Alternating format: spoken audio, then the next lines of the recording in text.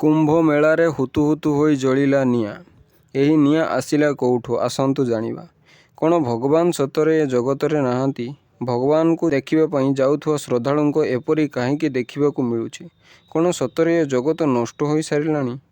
କ'ଣ ପୁଣି ଥରେ ନୂଆ ଜୀବନ ଆରମ୍ଭ ହେବ?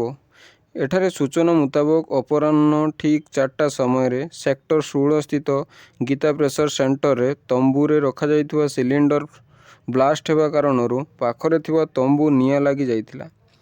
ଏଠାରେ ପବନ ବହୁତ ଜୋରରେ ବୋହିବା କାରଣରୁ ଗୋଟିଏ ତମ୍ବୁରୁ ଆଉ ଗୋଟିଏ ତମ୍ବୁକୁ ନିଆଁ ଲାଗିବା ବା ପ୍ରସାରଣ ହେବା ପାଇଁ ବହୁତ କମ୍ ସମୟ ଲାଗୁଥିଲା, ଯାହାଫଳରେ ଶୀଘ୍ର ପ୍ରସାରଣ ହେଉଥିଲା।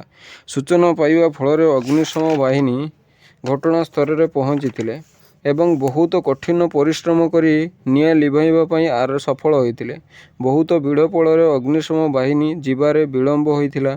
ଏହି ନିଆଁକୁ ଆୟତ୍ତ କରିବା ପାଇଁ 15ଟି ଦମକଳ ବାହିନୀ ନିୟୋଜିତ କରାଯାଇଥିଲା।